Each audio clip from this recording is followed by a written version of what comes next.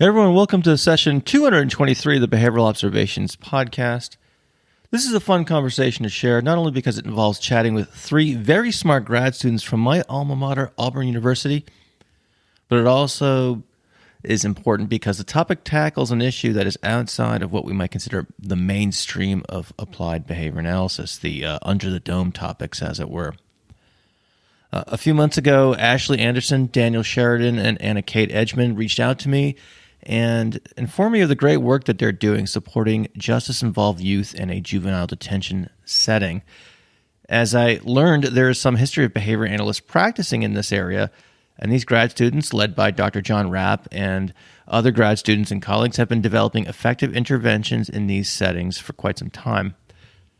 And when I say effective, I'm talking about incredibly low recidivism rates, but I'm getting ahead of myself.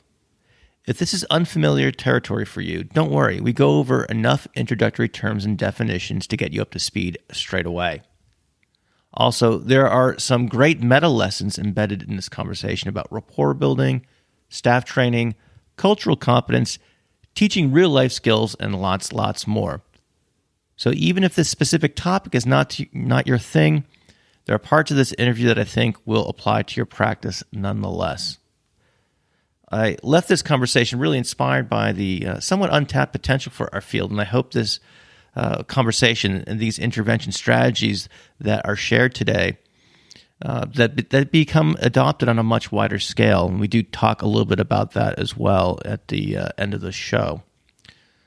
This research group has been prolific, and you can find a whole host of their papers and whatnot over at the show notes for behavioralobservations.com. So most of the, if not all the papers we talked about in the show, you can just go to behavioralobservations.com and look for the show notes for this episode. And while you're there, sign up for the email list. There'll be a little pop-up where you fill out your information, and you can get these show notes delivered directly to your inbox.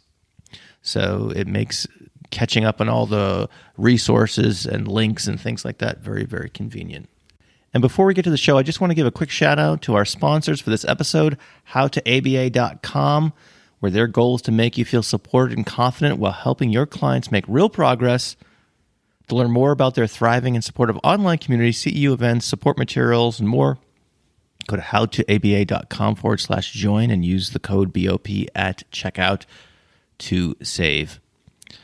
We're also brought to you by the University of Cincinnati Online, where they have designed an online and asynchronous program which basically means you log on when it works for you. If you want to learn more, go to online.uc.edu and click the Request Info button.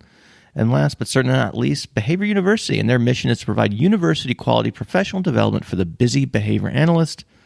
Learn more about savings on their online trainings, their supervision courses, etc.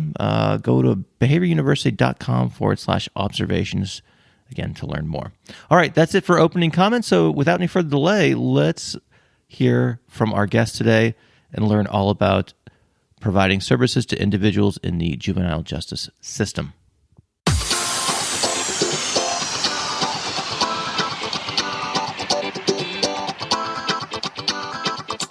Welcome to the Behavioral Observations Podcast, stimulating talk for today's behavior analysts. Now here's your host, Matt Sikoria. All right, well, I have got a trio of Auburn grad students joining me today. I am more than excited to chat with these fellow Auburn University students. I'm actually obviously an alumni by many years, but we were just chatting a little bit about some of the fun stuff about Auburn, and maybe we'll get into a little bit of that later on. Maybe we should get, and perhaps shortly after these introductions, we'll get the obligatory War Eagle out of the way. But I am joined today by Ashley Anderson, Anna Kate Edgemon, and Dan Sheridan, all in the PhD program at Auburn University. I guess we could do the War Eagle. There we go. There's the fill-in I was looking for. And for those of you who have no idea what we're talking about here, it's an Auburn tradition. I'll put a little, I suppose, Wikipedia note in the show notes for today's episode, so you can go to behavioralobservations.com and see what the heck we're actually talking about here. But that being aside, well, man, we've got a really interesting show. This is a topic that another person connected to Auburn, Dr. Jim Carr, he's been after me to do a show on this topic for years, probably since I started the podcast, to be honest. And so Jim, if you're listening, I do listen. The latency probably needs some help, but we got to it regardless. So here we are. So I want to give you guys a moment to introduce yourselves, and then from there, I just want to jump into this topic about child welfare, juvenile justice, things like that, things that are really important and does not get the attention I think that it deserves as it relates to what our science can offer.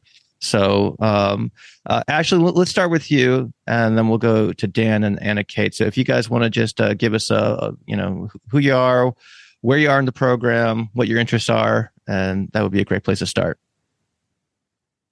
So I'm Ashley Anderson, and I actually got my bachelor's here at Auburn too, and then my master's, and then I loved it so much, I stayed for PhD.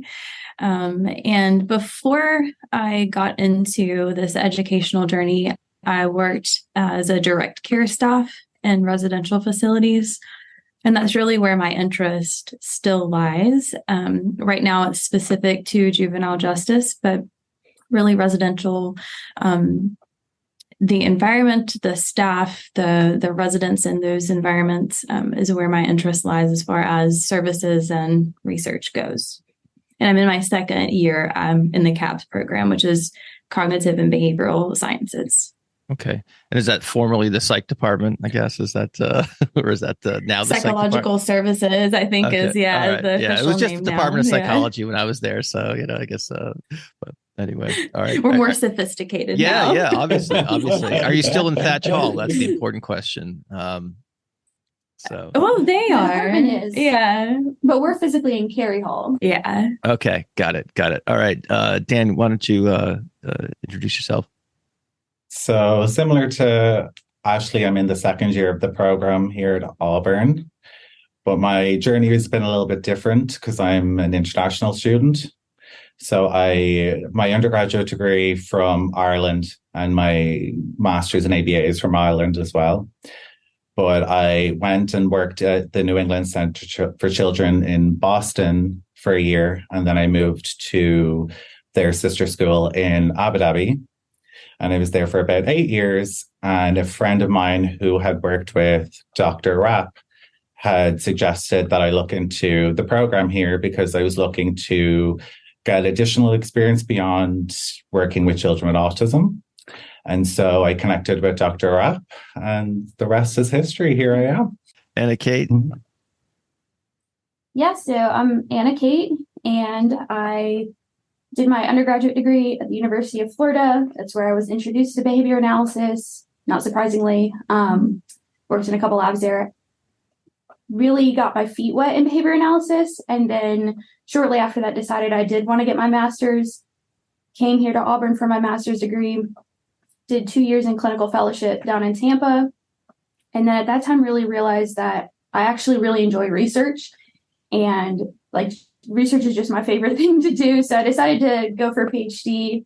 And originally when I was in the master's program, that was my first experience working with justice-involved youth.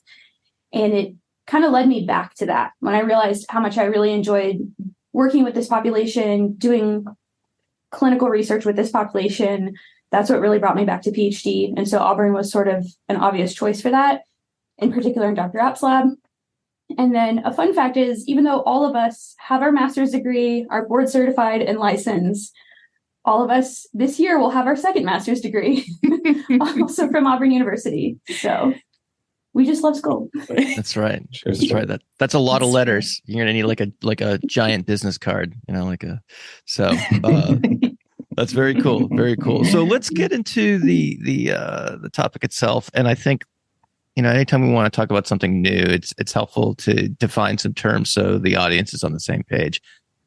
When I read some of the work that you guys had provided me with in advance of this interview, there were some terms that were new to me as well. So I was hoping we could spend the first part of the show here just going over what we mean when we say child welfare, justice involved, juvenile justice, et cetera, et cetera. So just give us like the glossary, if you will, the overall terms.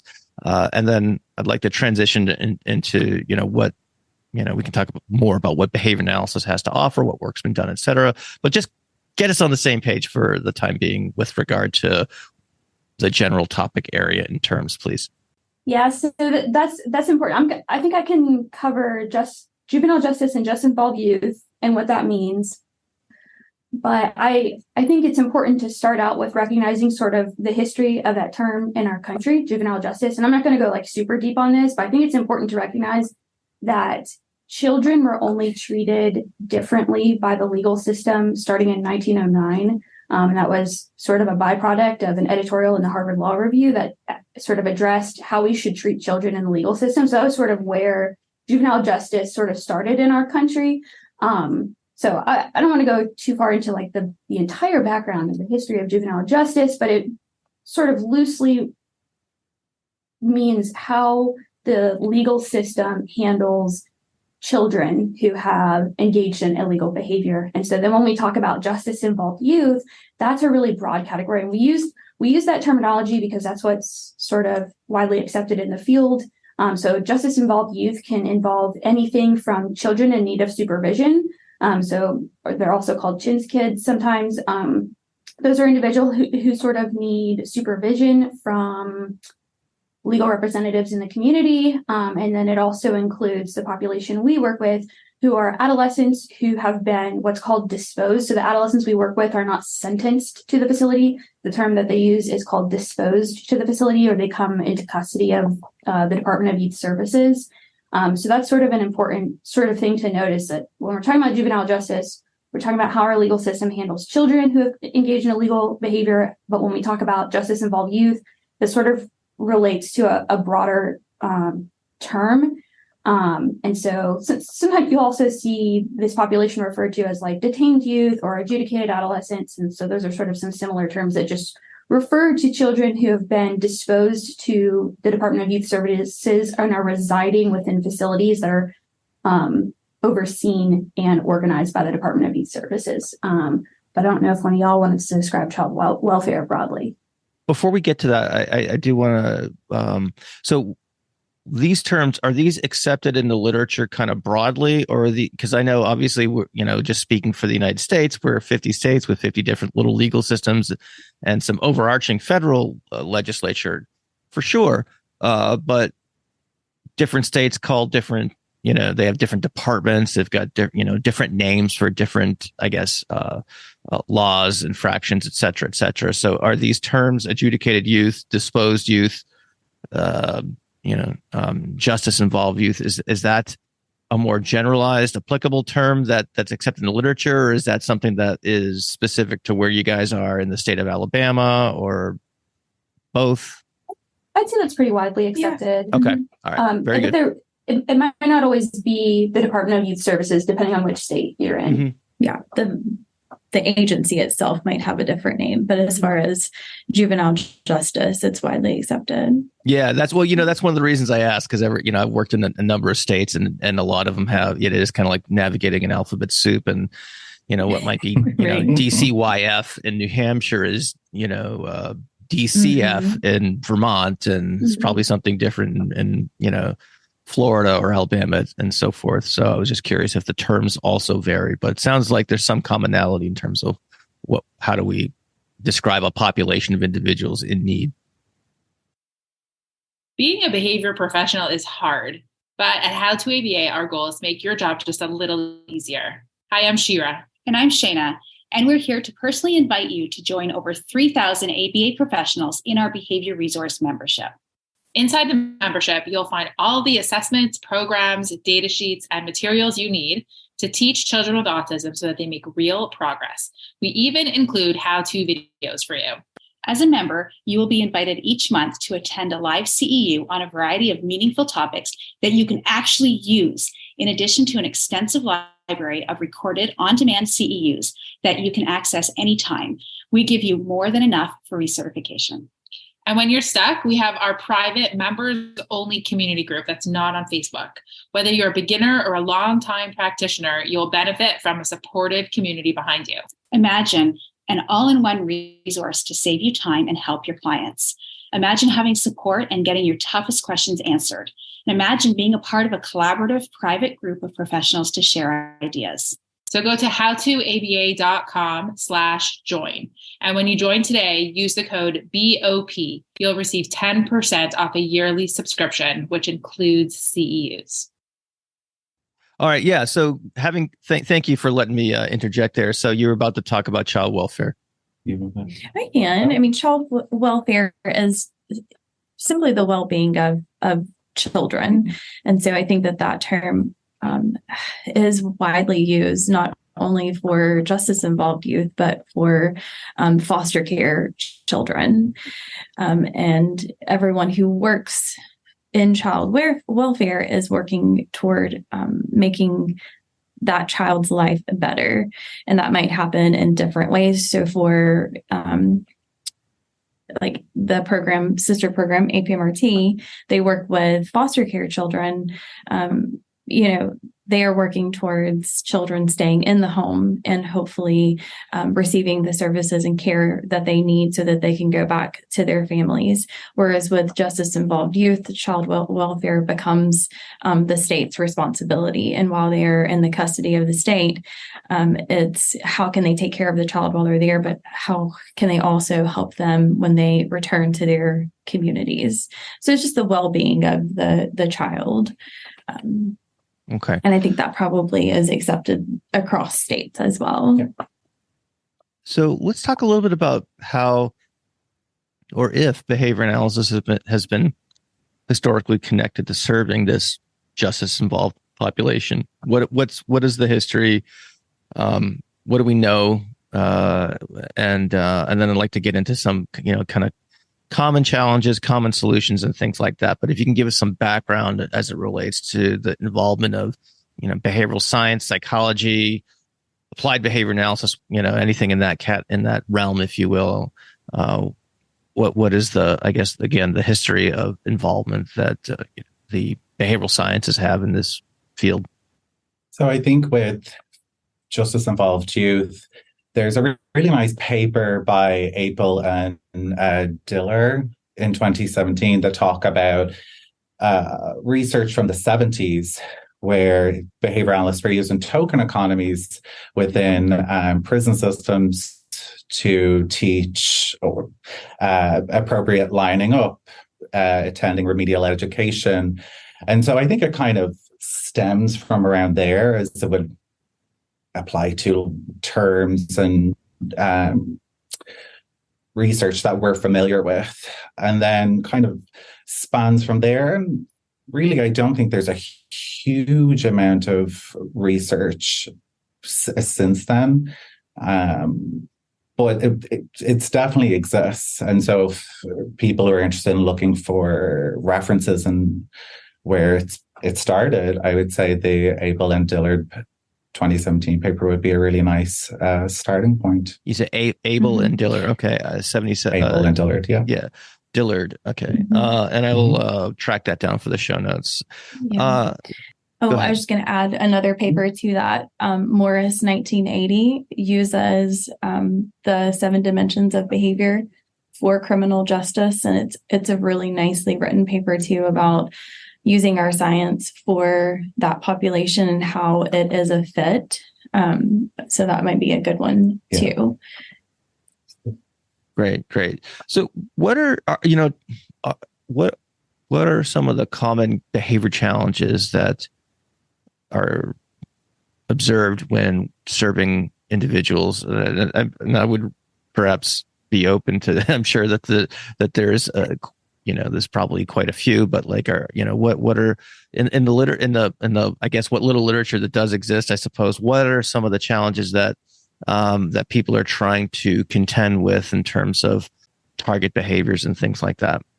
I think what's important to sort of backtrack a little bit into like our program and how we got, I don't know if that's helpful to maybe like talk about our relationship with the facility specifically. So, in the 90s, there was a lot of legislation about improving juvenile justice and creating rehabilitative programs.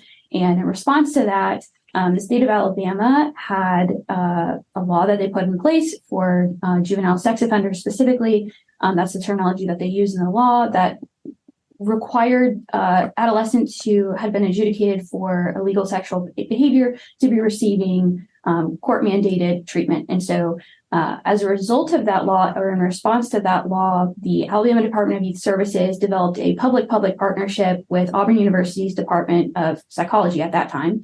And that was largely headed up by Dr. Barry Burkhart. And so that was sort of a starting foundation for specifically Auburn University and DYS having a relationship.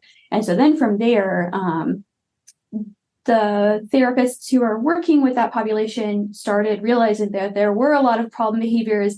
Like, in addition to what they were working on in treatment, there were so many surrounding problem behaviors that were impeding the youth's ability to receive that treatment. And so the Brogan and colleagues 2018 paper on collaborative efforts is a really good paper that describes sort of the process between an already existing psychological services program and how they called on behavior analysis to come and support the missions of that program. And so Kristen Brogan was also a graduate of this program. She graduated in 2021. She's now Dr. Brogan. And so she talks a little bit about some of the behaviors that we saw at first coming into the facility. And so some really common ones that we see on like an individual level, one-on-one, has a lot to do with rural governance. So we do a lot of teaching how to appropriately respond to an adult. When an adult gives you an instruction, it's important to acknowledge them and just say, okay, or because we're in the South, yes, ma'am, or yes, sir. So teaching that is a big skill. We've also worked on some behavior contracts. Mm-hmm. So making sure that we are building up consistent, appropriate behavior throughout the day and across weeks. We have worked on responding to precursors. That was a recent publication that came out earlier, like last week, I think. Mm-hmm. That's Bush and colleagues 2023. It's probably online only right now. But so sort of teaching self-management skills of when you feel yourself begin to get upset and you're about to engage in a challenging behavior, what can you do to manage that? I think it's important to recognize, for some behavior analysts, that may sound weird that we're putting so much onus on the children to change their behavior. But in coming into this facility, in order to build rapport, it was really important that we demonstrated that we could impact the youth behavior before we could attempt to train staff. Ashley and Dan do more of the staff training portion at the facility. Yeah, we started about 2 years ago working with staff very closely. Up to that point, behavior analysis was pretty isolated to working individually with the students. And then 2 years ago, we started working with the staff, and then more recently working with the teachers, so that everyone is receiving training designed by behavior analysts that focus on creating a positive environment and how to give instructions, responding to minor and major problem behavior. And I think as far as, staff, it's been more about they just haven't had the tools rather than resistance in using the tools. Once they learn about them, go ahead. Yeah. So just to be clarify here. So these are staff and teachers at some sort of residential correctional facility for these adjudicated youth. Okay. I just want to make sure that people who are listening to this as they're driving around, walking their dogs, etc., can kind of place the scene in their minds. Yes, it's a secure facility, and we have been truly blessed with our partnership with the Department of Youth Services, that they allow us to come in and develop these trainings and embrace these systems in the way that they have, because, it's so important what we do on the individual level, but every staff member who gains these skills, every resident from then on out receives the benefit of that. And so Yeah, it's a secure facility. You have to go through like a guard shack and, get wanded and everything when you go in. No cell phones or anything like that. Lots of rules that we have to follow ourselves. And then they reside there. We have about 60 staff on the side that we work on, and around 60 residents. Yeah, probably 60 residents. Maybe not quite 60 staff, probably more like 45-ish staff and 60 residents. Yeah. And then around 30 teachers. Yeah. There's about 30 to 35 teaching staff. Yeah. Okay. So there's a school on site, of course. Okay. You probably already know that Behavior University creates engaging ABA content for new and experienced professionals. Whether it's RBT training or webinars for BACB CEUs, Behavior University has you covered. Behavior University is launching an interactive BACB supervisor training, an innovative approach to supervision training with interactive video to practice decision-making and tools to create a personalized portfolio to take with you when you're done. The course is designed to guide new supervisors through applying the important skills required for effective supervision to their own unique experiences. Behavior University also offers 2 tiers of RBT training. Choose the essentials for the 40-hour course or the premium to add a full kit of study materials and a full-length practice exam. In addition to these features, supervisors can now purchase access to these RBT courses so they can monitor any RBT training for course progress and quiz performance. Supervisors will also receive tools and content to support training of new staff.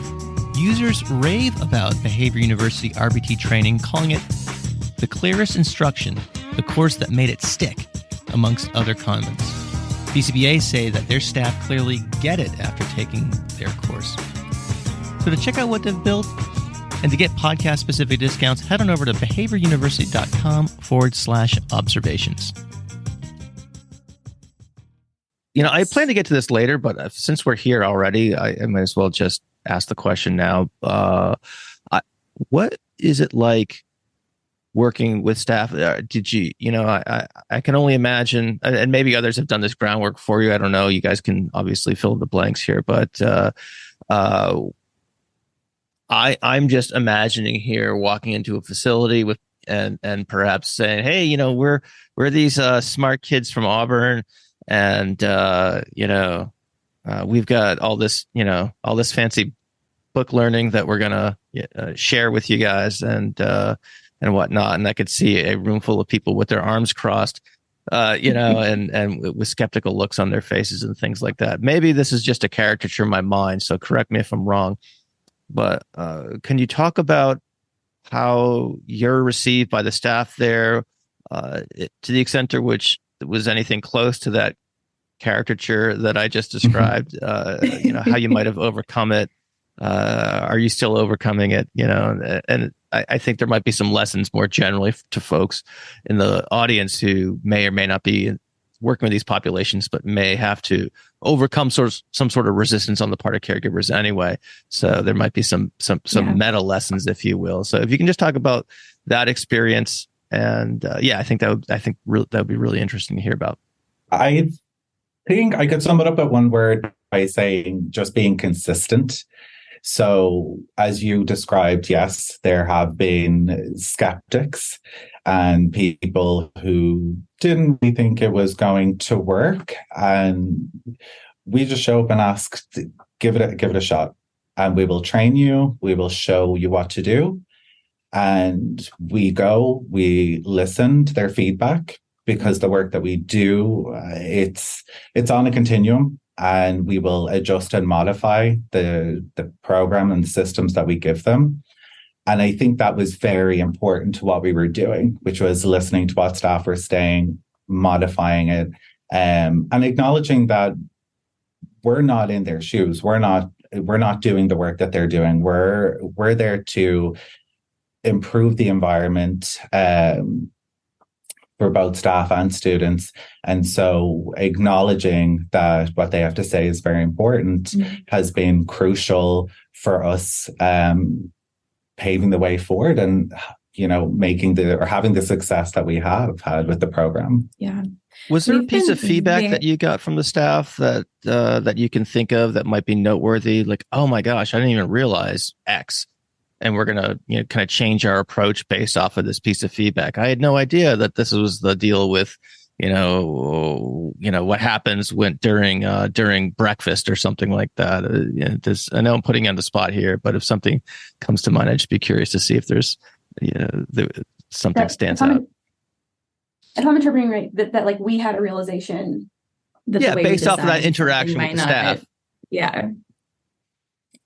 I would say several components of the token economy. We've listened to staff. We've made modifications probably 4 times to the token economy, how much the tokens are worth. Because as a part of this training, we also implemented a very specific token economy that, we set it up originally how we thought that it would go best. And then we do a lot of social validity assessments and have a lot of meetings with the direct care staff and the team leads to make sure that this is working. And I would say even before that, we have been very intentional about building rapport and relationship building with them so that they feel comfortable things not working. Because to be honest, when we aren't there, they can do whatever they want, right? They don't have to implement these things in the way that we've asked them to. So being mindful that we wanted something that would work for them. And so we made several adjustments, including adding some fines that, we might not have wanted to add, but for the environment and for the staff, that is what they asked for and what worked for them. And us making those adjustments along the way solidified that relationship that we're bringing these tools to you, but we're listening. And that I think is the biggest thing, like you said, was just listening. Mm-hmm. But did you have something else in mind, Anna Kate? Yeah, there were 2 things I wanted to add to that. So one is just recognizing that before we could go into the facility and work with staff in this way and be big on staff training, we had to have sort of top-down support. So the administration at the Department of Youth Services have been massively supportive to our efforts. Mm-hmm. We come to them with ideas, we work with them on those ideas, and we do all of that well before we interact with staff, just to make sure, out of respect, that they know what's going on in their facility, they hear our ideas first, and that we get some input from them and get their support. So that was a really big part too. Administrative, at the department level, and then administrative at the facility level. So there's facility level administration that we also had to make sure that we had really good rapport with and that we spent time explaining ourselves to. So that was a really big one. And I think the second one, and I think this is sort of a culturally responsive part of working in a facility like this, is it is really awkward to come in there and speak to a staff who's worked there for 30 years and say to them, hey, I am in my 20s and I have some cool ideas from the Cooper book about how we can improve this entire thing that y'all have been doing. And that's really awkward to say to somebody. Yeah. So what was really important at first is recognizing that building rapport literally in that facility meant before I say anything to you about training, about content, about structure, or data or anything like that, I just need to come into your office and maybe share a coffee with you, or just say, hey, how are you? What is on your mind about this facility? Let me hear you before I speak. Mm-hmm. That was so crucial. And it took a lot of time. Yeah. I feel like that's probably different from the experience of most behavior analysts, that we spent hours and weeks just going into people's offices and talking to them and listening to them before we ever said anything about, well, these are the ideas that we have. And sometimes it's hard. So all of us supervise master's level clinicians out there as well. And sometimes it's kind of hard for students who are new to come and be like, you're so socialized to get down to business. And we're not going to do that at all right now. We're just going to sit and listen to this person before we say anything about business or data. Yeah. Just asking the question, what is it like for you in the dorm? And allowing them to express those things, I think was huge. And then responding right? Because you can just listen and then walk away and still do your own thing. But, listening and then responding to what they say. Hey everyone, balancing work and life can be difficult, and that's why the University of Cincinnati Online designed a Master's of Education in Behavior Analysis program that is 100% online and asynchronous, meaning you log on when it works for you. Their student success coordinators will work with you from start all the way into graduation to ensure you are receiving the support you need. Graduate in as few as 5 semesters from a top 10 program in total number of graduates and prepare for the BCBA exam. This program is FAFSA eligible, and UC also offers a business partnership program to offer tuition discounts to eligible employees. If you want to learn more, go to online.uc.edu and click the Request Info button. Since you guys mentioned the token economy, so talk a little bit about how it works. How are the tokens delivered? What are the cash-in cycles and things like that? Just in broad strokes, certainly. And if you want to share how you've modified that over time, that would be, I think that would be of interest to the audience as well. Well, I think it makes sense to start with CMS. And currently what we have out of there is 2 tiers. Which stands for Contingency Management System. Thank you, Anna Kate. And so Ashley and I both oversee Tier 1. And within Tier 1, we have what we call progress sheets. And so the progress sheets are tracking students' behavior over a 14 periods. Yeah. And for each period, it's about 2 hours. And staff will score students' behavior either as red, yellow, or green. And so with green is that they've had a great hour, no problem behavior, and they get $1 cash dollar. With yellow, they've had more minor problem behavior, so they might not have listened to a staff's instruction or cooperated with the directive. And so they'll get nothing for that period. And then red behavior is more major behavior. So there might have been cursing towards staff multiple instances, in which case they'll lose $1. Mm-hmm. And so at the end of each day, all of the cash dollars are tallied for each student, and then they can use that to buy different rewards or privileges. Mm-hmm. I'll let you talk about the privileges. Sure. So right now we have it set up that they primarily purchase edibles. So all the fun foods, right? Like chips and cookies and stuff like that once a week. And then there are other privileges that they get. So we have pop-up events that they can purchase that they don't know when the event will be. So they always need a little bit of cash to be able to purchase the pop-up event. It's usually not wildly expensive. It might be a craft or a special movie or something like that. And then we have one larger event at the end of the month that they can save up their cat cash for. And this is usually some sort of activity that they get to do on campus. We do have, I think his title is a residential coordinator, who organizes these activities for us and really runs the incentive portion of the token economy, whereas we focus mainly on the behavioral aspect of it, and we use the red, yellow, green as a part of the token economy, but also a way for us to know which residents need more support, potentially which dorms need more support. They have quite a few residents with high levels of problem behavior.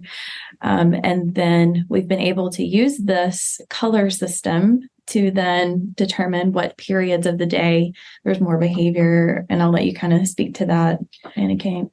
Yeah, so the color-coded system, red, yellow, green, or RYG as we call it, we did not, just to be frank, we didn't come up with it. So we were not the originators of this idea. That comes from it's Kuhn & Colleagues 2021. That's a paper from our sister program, the Alabama Psychiatric Medication Review Team.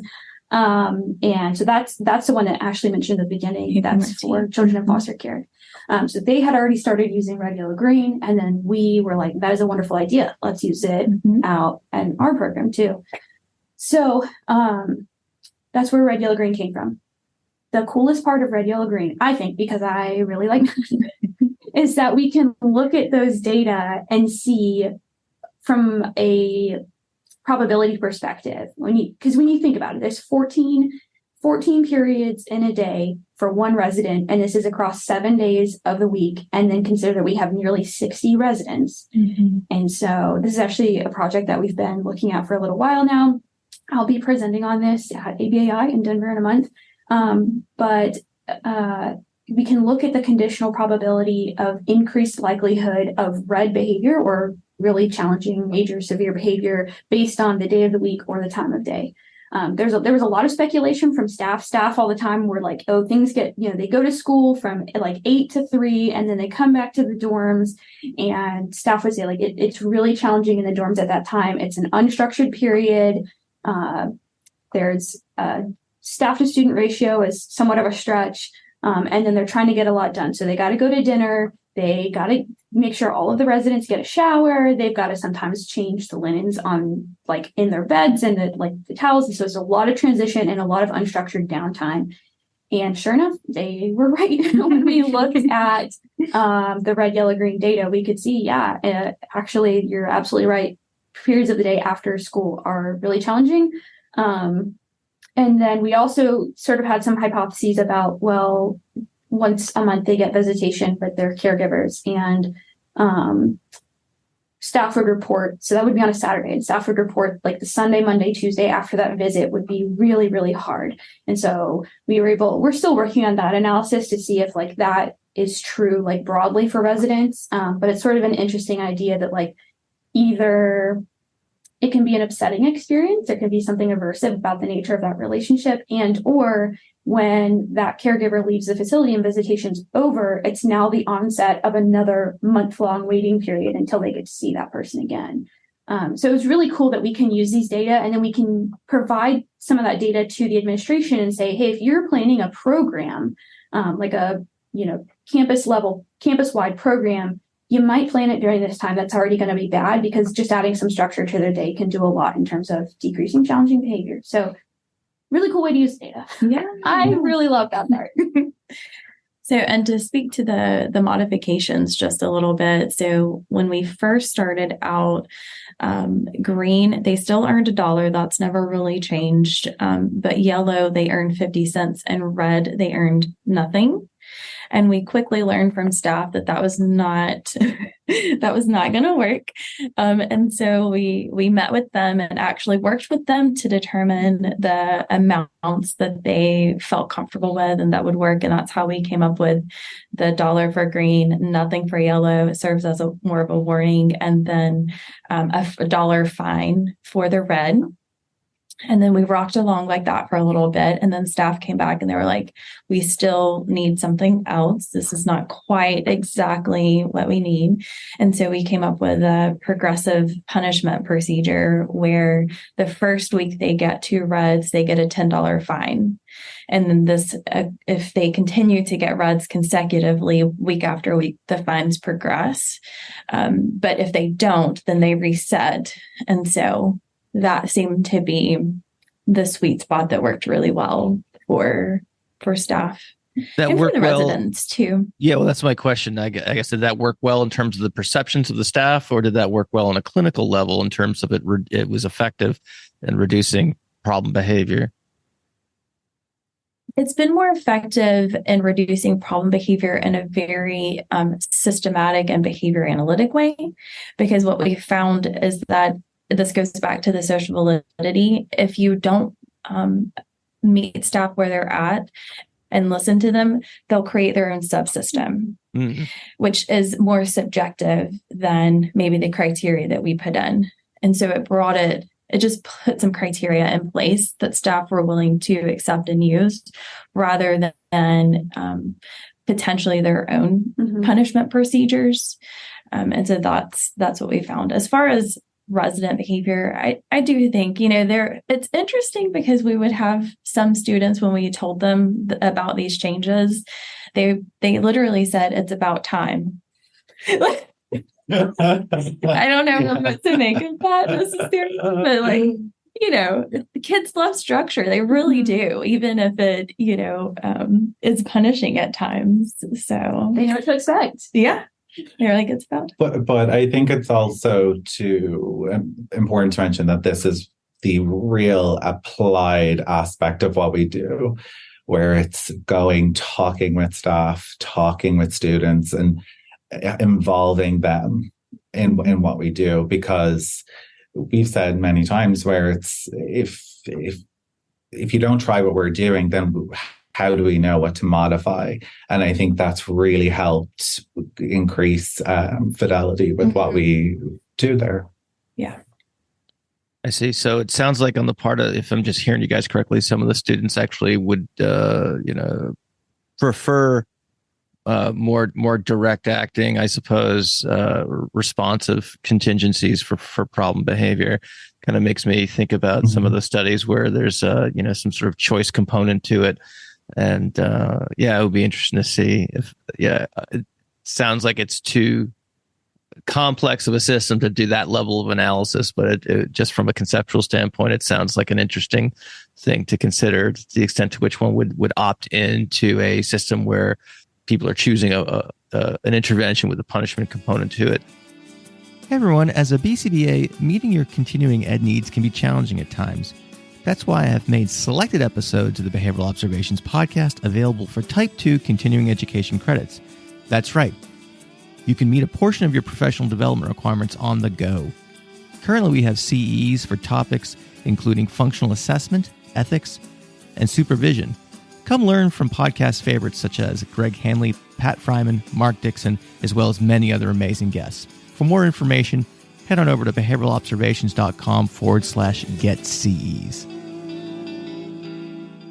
Not to, perhaps at the risk of belaboring the punishment piece here, when implementing this, it sounds like there are some residents and students who are on board with this based off of just what they could see, and I'm wondering if that was a reflection of their own behavior or their peers' behavior. Maybe their peers are doing something annoying and they wanted something more powerful to squash that. I don't know. I'm perhaps reliving some of my own experience working in a residential facility 20 years ago, but anyway, where I was going with this, I guess, is that when you implemented that for those students who did not perhaps prefer, did you see any kind of the some of the classic side effects of punishment where, did people, ramp up their behavior? Was there, increased aggression, emotional responding, et cetera, et cetera? I can imagine those who are listening to this who, are perhaps in their coursework and they're reading, some of those, they're in their concepts and principles course and things like that. And they're like, oh my gosh, they're using punishment, So talk a little bit about that, how you might have monitored that. And, did any of those issues arise such that you had to do something different as a result of that, I guess? I think, when we make the announcement to students, we see emotional responding from the get-go, which is, this isn't fair. I didn't do anything. This might have been somebody else, another student or another dorm. But interestingly, you're able to have a conversation with them. Mm-hmm. So we're able to explain the rationale as to why this happens or why we need to do this. And we always make sure we have staff present so staff see how we're explaining it. And I think to jump back to a point Ashley made earlier, which is we're just laying out very clear contingencies for behavior. It's not a gray area. It's, if you do X, you'll get Y. If you do X, this will happen. Mm-hmm. And they understand that and respond to that. And that's been my experience with it. Yeah. I don't know if either of you have anything to add to that. I think it's worth mentioning that for sometimes when we talk about, this is what our fine system is going to look like, or the sort of progression of fines that we're going to use. Sometimes we'll hear from staff or administrators, we've got some really smart kids who are going to figure their way around that, to which our response is, great, that's why we have tier 3. So tier 3 is, Dan actually primarily do tier 1. I do tier 3, which is the one-on-one services. So there's about 5 to 10% of residents who are absolutely going to respond in that way. They're going to have increases in problem behavior, increases in emotional responding. And we somewhat predict it because they've already had a lot of challenging behavior. So they're probably already in tier 3 services. And so for those individuals, they do need additional support in terms of managing their behavior, responding to a system like this. And so that's the purpose of tier 3. So very few of them have beyond like the initial, like, oh, that's not fair. Yeah. Like beyond that, there's very few. And those kids tend to be in tier 3.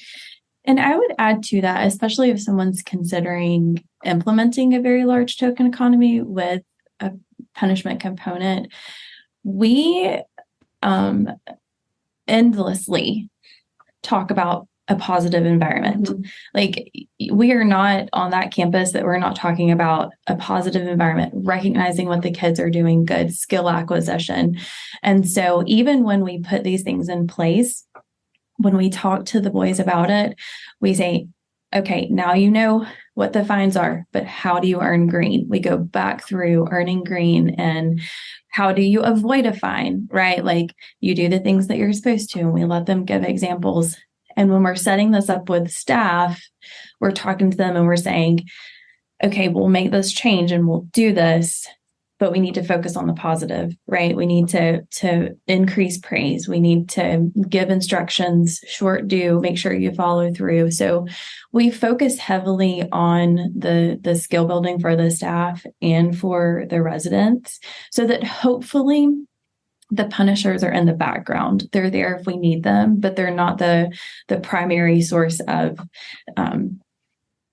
contingency or behavior. Go to. Yeah, exactly. Right. It's like, if you're doing all this, hopefully we won't need that. And I will say, we have, out of the 60 residents, a handful of them that get fines. I mean, honestly, it's very few of them that get fines. And like Anna Kate said, it's usually our tier 3 kids that are getting fines. So if I'm hearing you correctly, that so that there's if someone is racking up a bunch of fines, they're going to get funneled into a more intensive intervention that will look at their repertoire in greater detail and perhaps apply some more sophisticated behavior analytic techniques to bring about positive behavior change. Whereas it's, what's interesting is it sounds like that the group dynamics sound similar to a public school, in such that there's these 3 tiers, and there's the people at the tip of the pyramid are the ones that require the single digit percentage number of individuals require the FBA and function based treatment plan, et cetera, whereas most, if not all, the other students will get by with either universal or slightly targeted support. So that's cool that pattern is replicated, if you will, at least in some large scale manner. I also want to. I know we're and again, it wasn't my intention to make this about like, hey, the punishment aspects of token economy. It's not the theme of this podcast, or at least that's not the intended one. And to that end, I want to talk about and you guys alluded to this earlier on in the conversation. I want to talk about some of the cool studies that you've done with regard to teaching things like following directions, teaching responding to antecedents, and things like that. So you guys can take that in any order you want, but I want to hear about some of the research you've done in this area, some of the techniques you've used, some of the things you've learned about that, and maybe we'll start with perhaps with the precursor aspect of this. So can you talk about that study and how you carried it out and what you learned from it?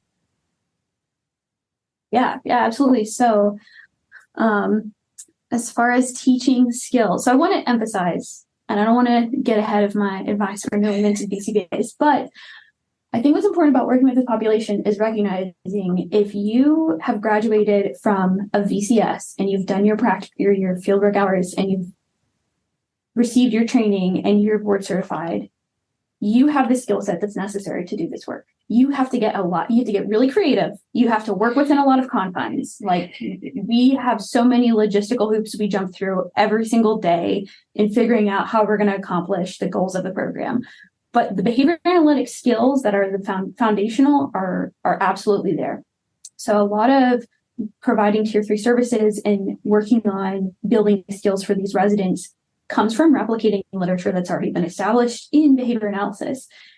So like I mentioned at the beginning, teaching appropriate reactions was a really big one. And I'll talk about responding to precursors, but I think broadly, if we had to sort of describe our approach to teaching skills, is these individuals already have rule-governed repertoires in some manner.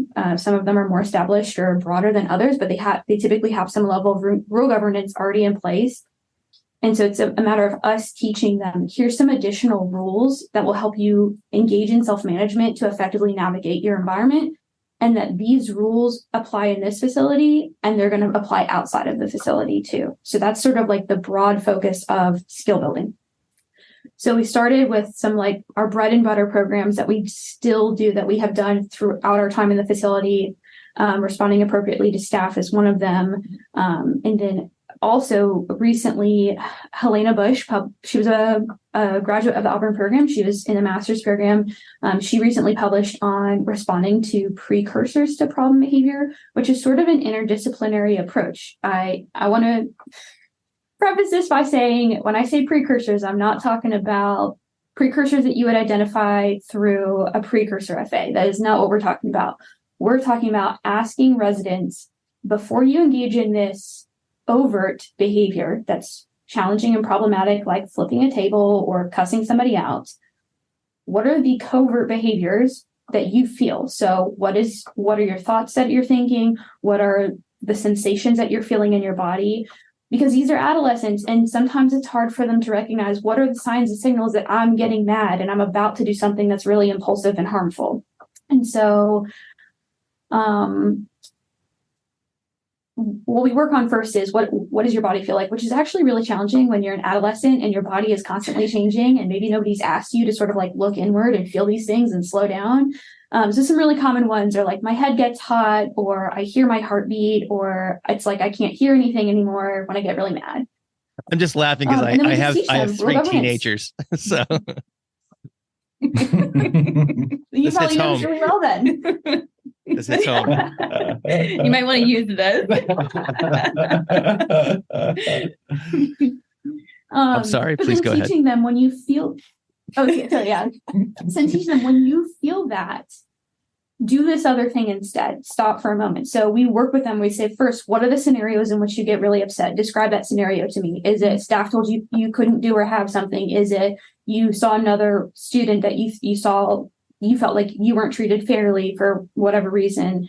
Was it that you got a bad grade? And we ask him, okay, so that's the scenario. Then we have what happens internally for you. And now we're going to give you 5 strategies for what to do when you feel that. So that could be, one is like observing your environment. So naming 5 things you can see, 4 things you can hear, 3 things you can touch, 2 things that you can smell, and 1 thing you can taste. So just, I'm not going to go into all of them. If you want to read about all of them, I recommend going and reading that paper by Helena Bush. But it really is just about teaching them, like, just slow down, reorient to your environment, try not to act on your impulses, which probably to a lot of behavior analysts sounds really weird. And I get that. It probably doesn't sound function-based at all. And I want to emphasize that, like, we have to be creative. Mm-hmm. So most of our residents, when they see us there in their classroom, they're not going to, they have a lot of observer sensitivity. They're not going to engage in problematic behavior. It's really hard for us to capture or evoke problematic behavior. But on top of that, we're truly not looking to, because it could result in another charge for these residents. Oh, yeah. So I didn't even think of that. We are not evoking severe behavior for the most part. Also, I truly am not looking to get punched by an 18-year-old. So yeah, gonna take a hard pass on that one. I think most people will. That's really so helpful. Use some different approaches. Got it. What?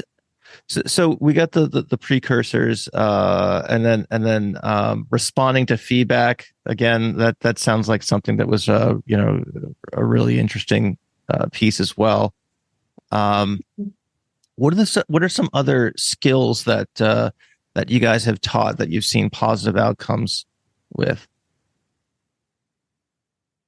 A really big one is interview skills. Mm-hmm. So I want to stress that when students come in for tier 3 services and they have a problem behavior that we're trying to treat and decrease, we are also frequently asking them, but what are skills that you want to learn? So we have sort of like a program menu that they can choose from of programs that they're interested in. And many of them are related to transition skills or what's going to be useful to them when they leave. Mm-hmm. So we have an interview skills program that we've published on and we've made modifications to. That is a Edgemon 2020 paper. And that was a replication of a Stucco paper that was done with college students. So like I said, taking what's already in the literature and sort of re-engineering it for our population. So that was one. Another one, really common one, is residents come in and they have access to the Alabama driver's manual. And a lot of them want to get their license or permits when they leave. And so they want us to help quiz them on what are the quiz questions that they're going to get when they go for their permit. So there's a whole list of questions in the back, and we use basic discrete child teaching to help them learn driver skills because they don't have a driver's ed course. So that's one. I'm trying to think of others. Pre-pandemic, one very specific to this population that was so important was fluency training in sex laws. Yes. So, teaching them that they have to pass a sex law test before they can leave the facility. So understanding like what are the sex laws, what are the sentences for breaking certain laws, because a lot of them truly don't know what the sex laws are before they come to the facility. And it's a part of, reducing recidivism that they understand those things. Like things like age of consent and things like that. Yep. Mm-hmm. Okay. Well, I know we this is kind of out of the blue and we didn't plan on talking about this, but it makes me wonder what types of, just academic educational interventions that are, that are in effect in these settings. And there's part of me that's really hoping that the teaching staff are using like good direct instruction and, all the things that we know works, so that there's some opportunity for, productive behavior, once these individuals are out of the facility. Oh yeah. So that's more of just a statement, I suppose, or a wish than a question. But while we're on the topic of when these folks get out, are you able to?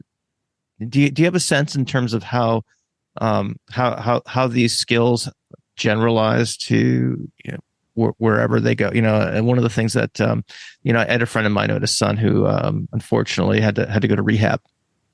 And the upon discharge, they told my friend, like, look, relapse is part of the process. If relapse doesn't happen, awesome, but we need to plan for relapse. Blah blah blah blah blah. Meaning that once this his son went to a very highly controlled environment, and then you're back out, and you're back in the same milieu where you got into trouble and started, in the first place. Do you guys track, or do you guys, or just at least anecdotally see how your, the people that you're working with respond once they're out of the system, if you will, once they're discharged or no longer under, I guess, they're not disposed to the state, using the terminology you guys described early on in our conversation? Well, I mean, not we can't have contact with them, but for the program that we're a part of, the recidivism rate is less than 4%. So something is working. You said less than 4%? Yeah, for the program that we're part of. That's outstanding. I think most people would take that, Yeah, something generalizes, right? Yeah. Okay, that's fantastic. Yeah, so I think we can kind of conceptualize that as ABA renewal, like ABA, phase A, phase B, phase A renewal, right? We're returning back to the environment in which they engaged in illegal behavior. Something I think is really unique about this population, because we work primarily with adolescents who are there because they've engaged in illegal sexual behavior, is for most of the residents that we work with, this is their first charge. They do not have a list of charges prior. And this is, I don't know the best way to put this, but like it's just the first time that they've engaged in something like this. Mm-hmm. And so once they experience this massively restrictive consequence for that behavior, and then they receive a ton of psychological services that they might not have received otherwise, they work through, many of them experience polyvictimization and have many experiences of trauma in their lives. And so when they receive that treatment, they learn about the sex laws, they're in a consistent environment where they know what to expect from the adults around them, and they're taught a lot of adaptive behaviors. Mm-hmm. Then they go out and they use it. And so it's, in some ways, it's almost not surprising. That sounds really weird to say about a program, that it's not surprising that it's that low. But when you think about the characteristics of these adolescents that we're working with, mm-hmm. a lot of times it isn't that surprising. But maybe that's just a result of just being there and like, oh yeah, well, I think we really focus on long-term behavior change, mm-hmm. and that's, part of CMS, and that's what we talk to the staff about. And that's what, we have conversations about with the campus administrator and, executive administration, is like, we don't want their behavior just to change while they're in here. There has to be a long-term behavior change. And that's, skill acquisition and, adaptive skills are a huge part of that. Mm-hmm. So I will say the Department of Youth Services truly does want there to be more for aftercare. Mm-hmm. And when the residents go back into their communities to remain supported, mm-hmm. That's, it's just a growing area. It needs 1, more research, 2, more funding. But they do want to see that happen.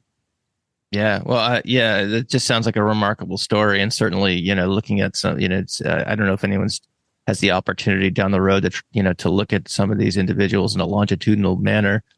I think there'd be some that would probably add to the existing literature on that would probably allow this type of strategy to scale, which is kind of brings me to my next point, I suppose, is that.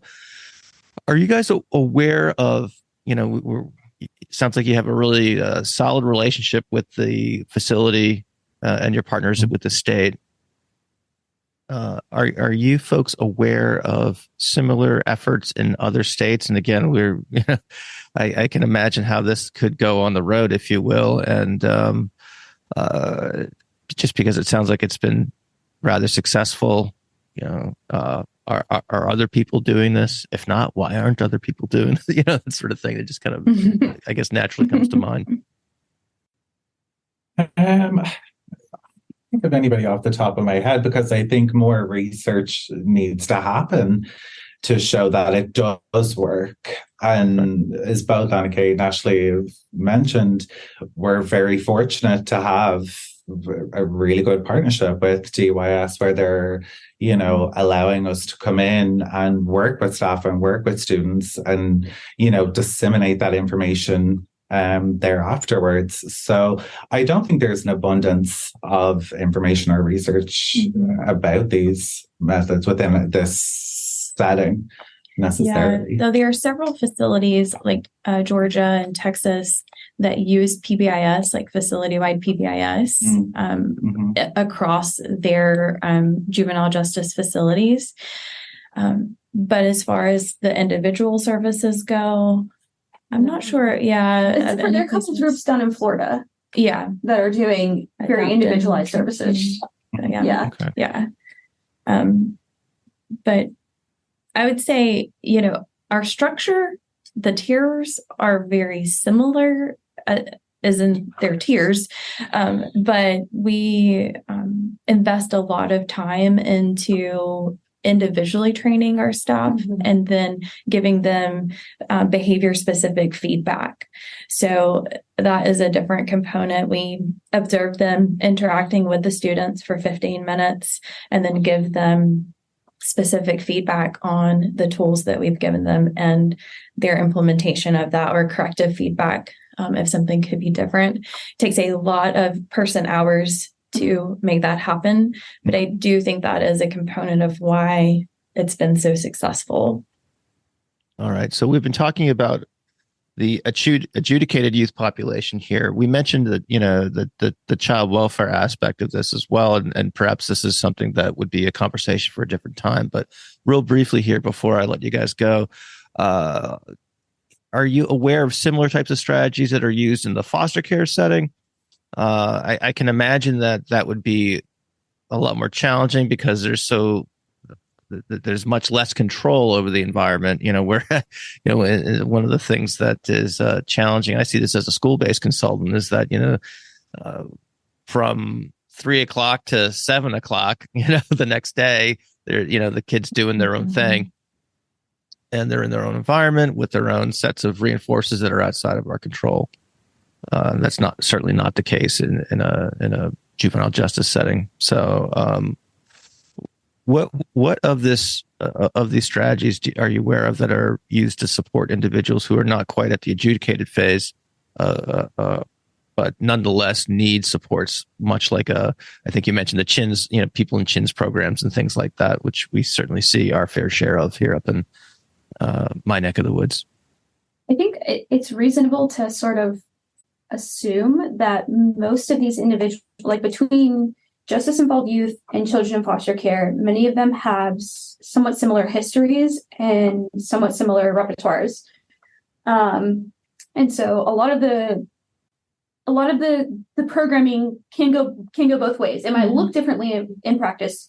In a foster context, you're not training facility staff, you're primarily training foster parents. But it is very similar. So we have that sister program, APMRT. Honestly, you probably could do a whole other podcast. They have full-time BCBAs that work on that project. Hang on one second. I'm sorry. You rattle off an acronym there that I didn't catch. So what is the group? The Alabama Psychiatric Medication Review Team. Okay. They you did are mention that sister earlier. program. Yeah. The Dr. Rapp and Dr. Newland are co-PIs on that project. And so they have 3 full-time BCBAs who do that work. And just to give a shout out, Jody Robinson had a lot to do with the development of programs on that side and organization on that side. And so we do a lot of borrowing from them. We borrowed red, yellow, green from them. We develop a lot of our staff training on what they already use. Training. For their foster care caregivers. So there is a lot of back and forth between these two populations, but we get to work one-on-one with residents, whereas they focus more on, not that they don't work one-on-one with children in foster care, but they really focus on training caregivers. I see. Yeah, that is definitely worthy of a podcast on its own. So I hope you guys can put in a good word for me with your colleagues. So We will. All right. And Ashley and I both worked for that program. Yeah, we did. So, yeah, we both spent some time working. Yeah, it's a phenomenal program. Just like with justice systems, I hope that there's expansion into the foster care world, because a lot of foster parents would continue fostering longer or even consider adoption if they have the tools that they need to be able to handle challenging behaviors that you so often see with foster children. Yeah, it's a massive problem. It's something I see all the time in my travels. And so, yeah, the extent to which there are people out there developing strategies and procedures and publishing research that will elevate that situation is really good news. So, all right. So I want to ask one final thing here, I suppose, or two final things. One is there anything else about this line of work in terms of just, general approaches and things like that I haven't thought to ask? And if not, and I want to give you the opportunity to say that. And if not, let's close out the show. I know you guys already offered some advice for the newly minted BCBA. But if you had something else you wanted to say as well, I want to let you guys have the opportunity to take us out with that. So I'll leave it there.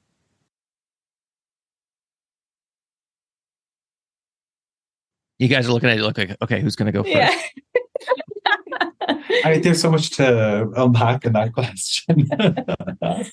That's why it takes so long to ask them. I want to give people a chance to think of their answer while I'm, kind of getting to the point. No, I'm just kidding. Well, I think for me, going through a master's program in ABA, so much focus and emphasis is placed on autism research, and that makes a lot of sense. But I'm truly grateful that I'm getting to see our science utilized and applied with another population in a different setting, because it does work. Mm-hmm. And sometimes I think we can walk away with the impression from articles and the textbooks thinking, well, it's the science of human behavior, it's going to work. But as Anna Kate was mentioning earlier, you have to get creative. You really have to understand how our science works to make that work in your favor and in your clients' favor and those whom you work with.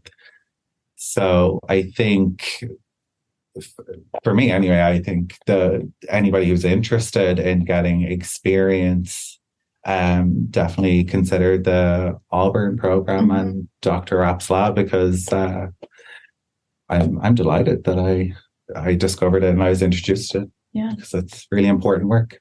I would say just a final thought on working in this type of setting is I know it's hard, but try not to be discouraged when you don't see change immediately, because it takes a really long time, especially when you are talking about system level behavior change.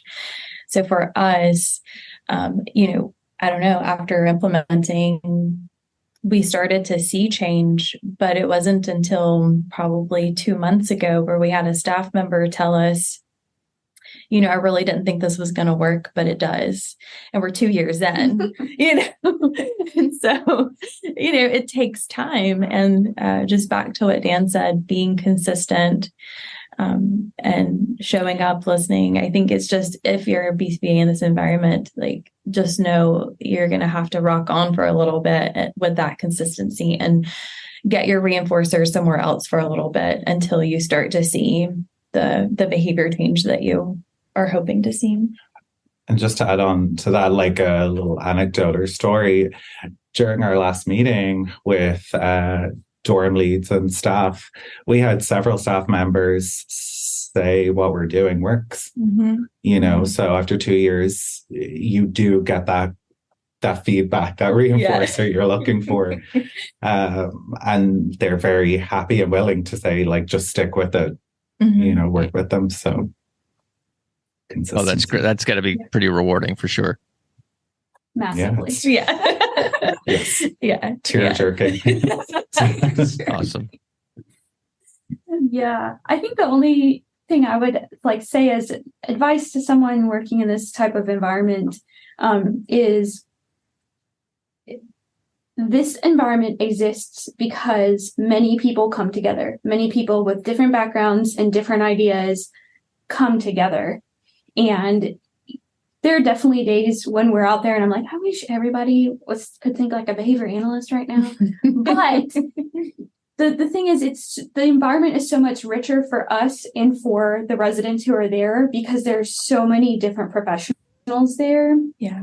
And recognizing the strengths and benefits that other fields have that we don't. So other fields that are really strong in intervening on covert behaviors, thoughts and feelings and emotions. That's massive out there when we're working with this population.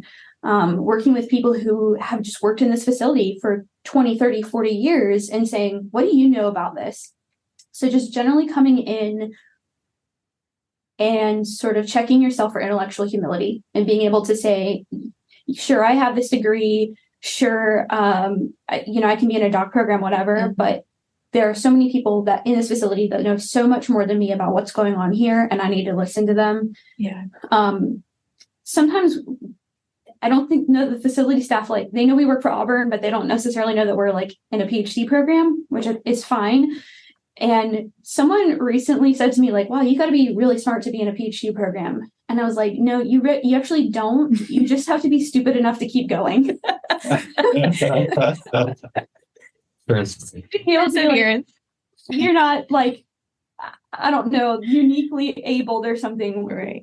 We're just here and you're here. And we both have shared goals, and we need to recognize those shared goals and come together on this. Mhm. Yeah. Well, that makes me feel better about dropping out of the PhD program at Auburn. So thank you for that. I'm kidding, of course. And I really, and I have a lot of colleagues of mine who did stick to the grindstone and are have very productive careers as a result. So anyway, this has been a really fun conversation. Thank you so much for reaching out. I really enjoyed the opportunity chatting with you guys. And I'm happy to hear that there's a lot of good work that continues to be done by my alma mater and with a very, very important population. This is, as Pat Fryman likes to say, real under the dome type stuff, and more of this, please. So all that having been said, thanks for joining me today. Thank you for having us. Yes, thanks so much. War Eagle. Yeah. That's right, War Eagle. All right. Thank you for listening to the Behavioral Observations Podcast with Matt Sikoria. You can find Matt's notes on this episode at www.behavioralobservations.com. We also invite you to stay connected with us on Facebook at facebook.com/behavioral observations and on Twitter at Behavior Podcast.